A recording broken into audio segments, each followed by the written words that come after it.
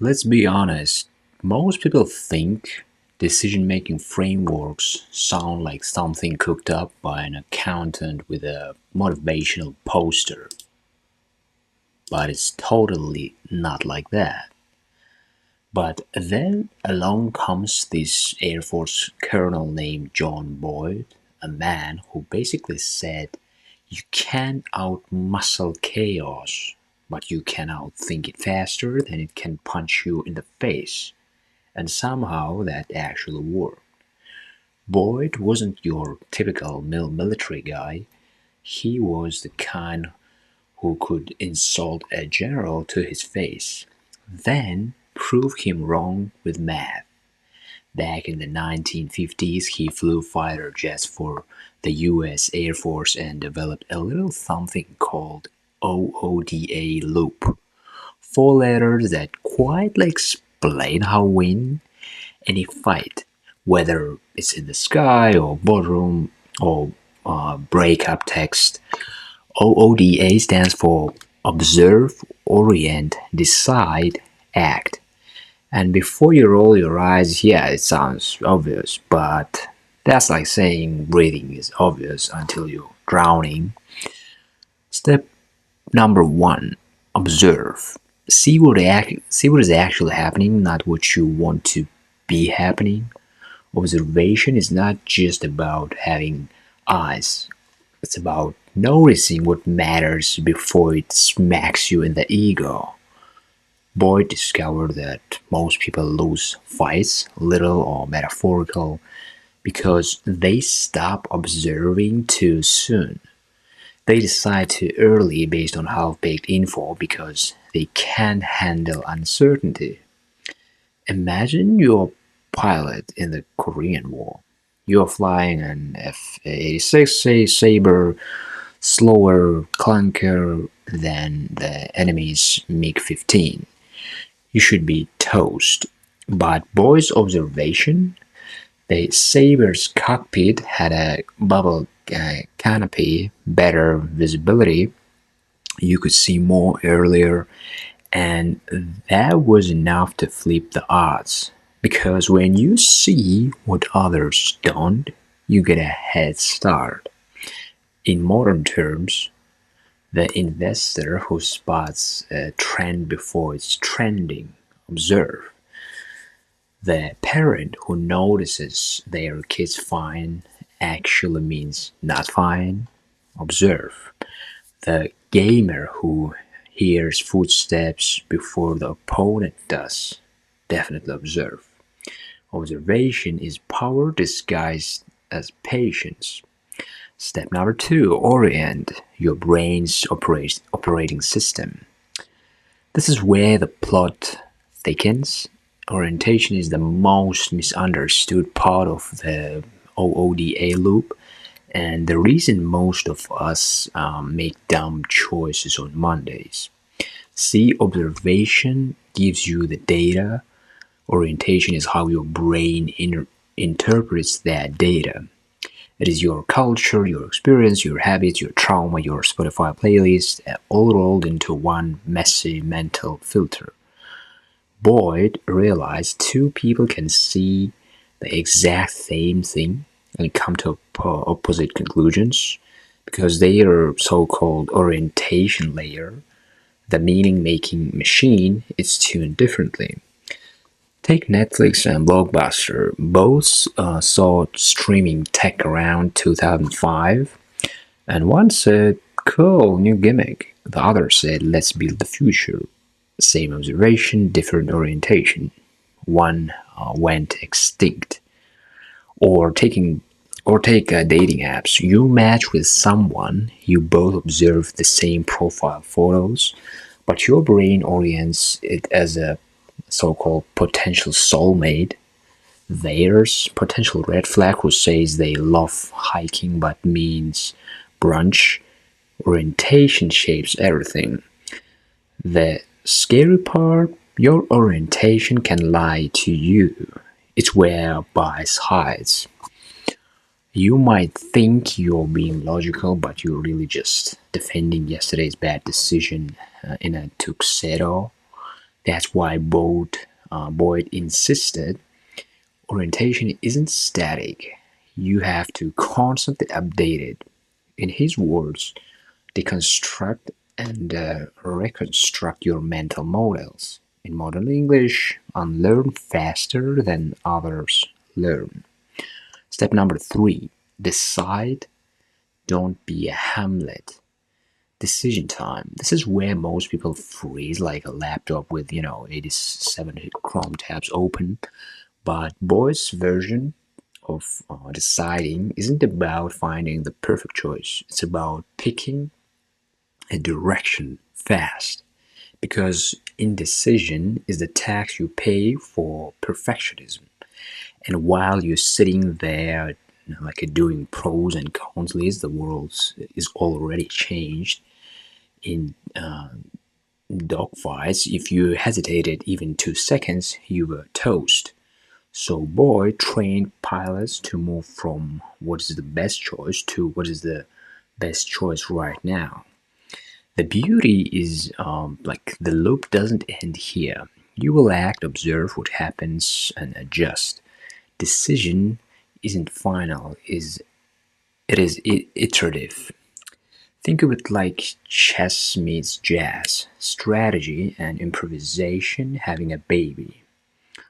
And honestly, that's what life is. You will never have a perfect data. So decide fast, test small, and learn faster than your mistakes can embarrass you. So, in other words, simply speaking, you gotta approach mistakes as a progress because delaying and do not doing anything that simply don't give you data you don't understand like this direction like wrong or like correct and the moment when you're doing a mistake that gives you information that the thing that you did previously it was correct or not and based on that you can do the next step much better more precise you understand better what you have to change fine tune. Step number four, act. Do the thing, then reloop. Boyd said the deadliest fighter wasn't the one with the biggest gun, it was the one who could cycle through OODA faster. Speed is survival, but not the kind of speed that's frantic or panicked. We're talking informed speed. Fast because it's clear, not because it's desperate. When Netflix shifted to streaming, they didn't have perfect conditions, but they acted anyway. When a surgeon sees a bleed in the OR, they don't schedule a meeting. They clamp, cut, move. When a comedian tells a joke and it bombs, they instantly adjust. New tone, new rhythm, new act. That's live OODA loop. The best people in any field don't win because they know more. They win because they loop faster, observing feedback, reorienting, adjusting, reattacking. They build mental agility into muscle memory. And again, if we connect with the previous point of view about making mistakes, the real expert actually doing as much mistakes as possible because experts understand that the more he or she does mistakes, the more it gives again information to which direction they should go. Of course, it's not about repeating the same shit like the same mistake. It's about learning and keep improving. And the secret sauce, it's not about speed, it's about agility. Here's a twist Boy didn't put on a t-shirt but should have. Speed without clarity is a chaos in a Ferrari. That's a good quote actually. Speed without clarity is a chaos in a Ferrari. The OODA loop isn't about being faster than everyone, it's about being more adaptive. Anyone can act fast. Not everyone can pivot gracefully when their plan explodes. That's why elite athletes slow things down, why chess masters stare into the void for 10 minutes before moving a pawn. They're not lagging, they're cleaning their orientation lens before looping again. As Boyd put it, disrupt your opponent's understanding faster than they can rebuild it, which is a poetic way of saying make them chase yesterday while you live in tomorrow. So, the OODA everywhere. Once you start noticing it, the OODA loop is everywhere.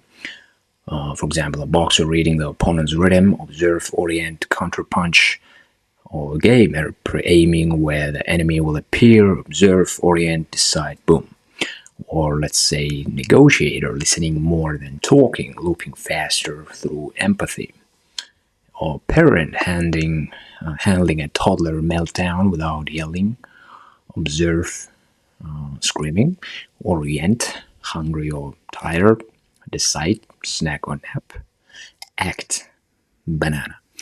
Enter if even your phone runs OODA loops, observing input, orienting algorithms, deciding outputs, acting with push notifications that hijack your loop, and of course, it's fucking listening to you. Which brings us to the dark side. So when someone gets inside your loop, Boyd warned about this, the danger of someone entering your decision cycle. That means they act faster than you can update your understanding. You're reacting to their past moves, while they are already 2 steps ahead. Sounds familiar, yeah? That's basically social media. Algorithms observe your behavior, orient with your preferences, decide what will keep you scrolling, and act in milliseconds. You're not in control of your loop anymore. You're a passenger in theirs. Yeah, it's like you think that you're a driver, but you're a passenger. The same happens in relationships, politics, marketing. Whenever someone manipulates what you see or how you interpret it, that's why the OODA mindset isn't just strategy, it's a mental self defense. It's a training yourself to notice when someone's steering your attention. Let's observe real life case study. The earthquake CEO. And here's a story Boyd would have loved. In 2011, after a Japanese earthquake, a tech CEO named Hana watched her supply chain disintegrate. Everyone around her froze. We need data, we need meetings. Hana looked, observe. Factories down, ports closed, customers panicking. Orient, small suppliers in Malaysia still operational. Decide, shift contracts immediately. Act, deploy crisis teams within 72 hours. And by the time competitors reacted, she had stabilized production and even gained market share. She didn't outplan them, she outlooked them. And that's the essence of the OODA mindset. The world will never stop changing, but your ability to adapt can outrun the chaos.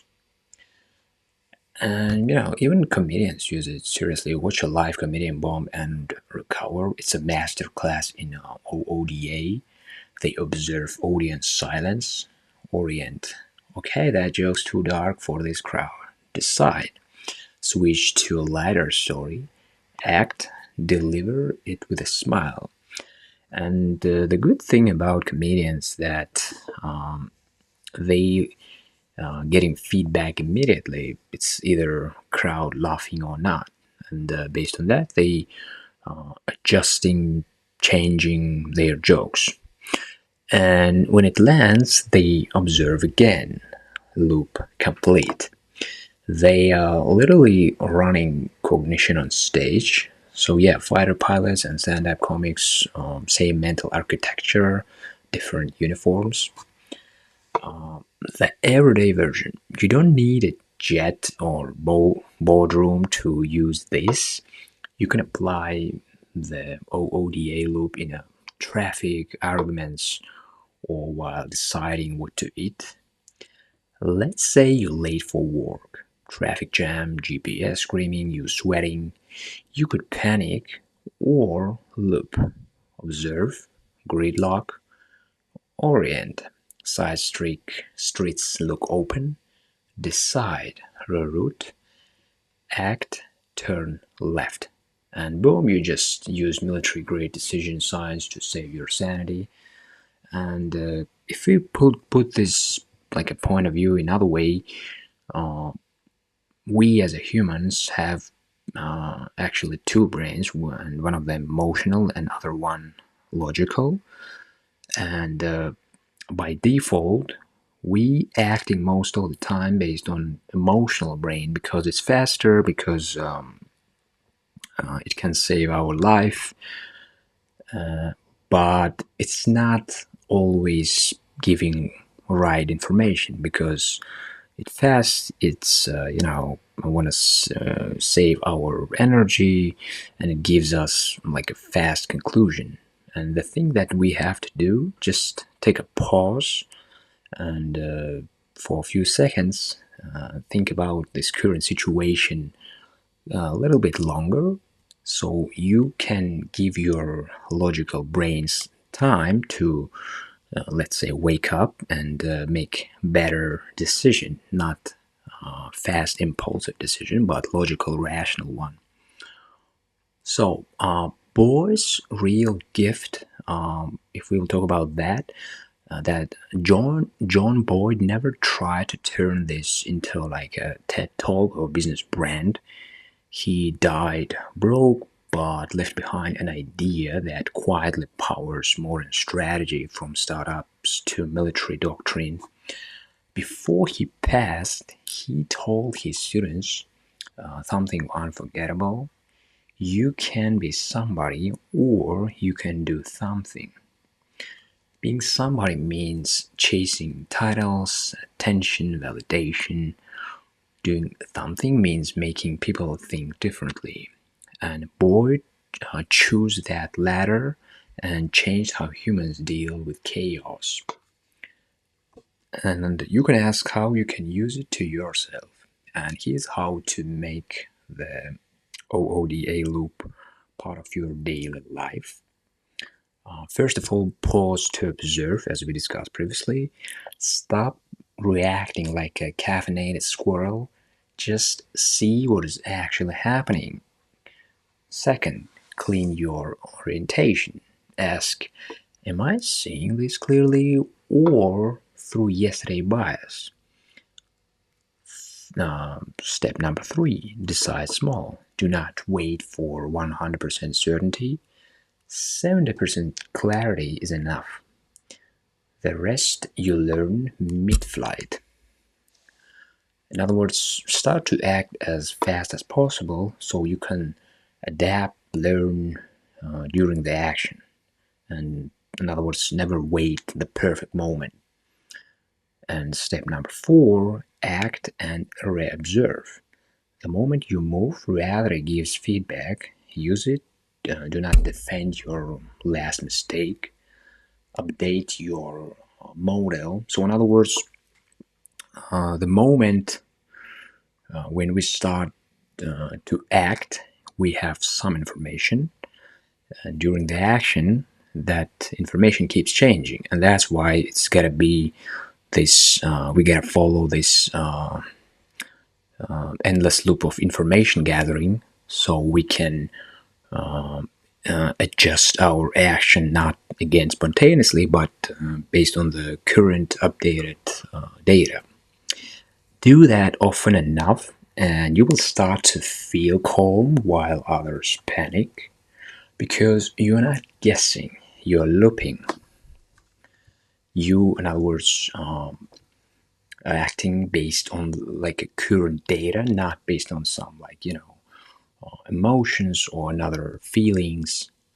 And the philosophy hidden inside, as its core, OODA isn't about war. It's about awareness, the discipline of noticing without judgment, without ego, and adjusting gracefully. You can you can outthink opponents, yes, but more importantly, you can outthink your past self, which is more important. Instead of comparing yourself with someone else, compare yourself with your yesterday version, and that's what growth really is: running faster loops of self-correction. And Boyd didn't invent a tactic; he gave humanity a mirror for thinking. And the best part, you don't need a fighter jet, just brain that's awake enough to say, "All right, world, let's dance." Observe, orient, decide, act, repeat. Because chaos isn't going anywhere, but neither are you if you learn to loop. So, thank you for listening, guys, and smash the like button, subscribe button. See you next time.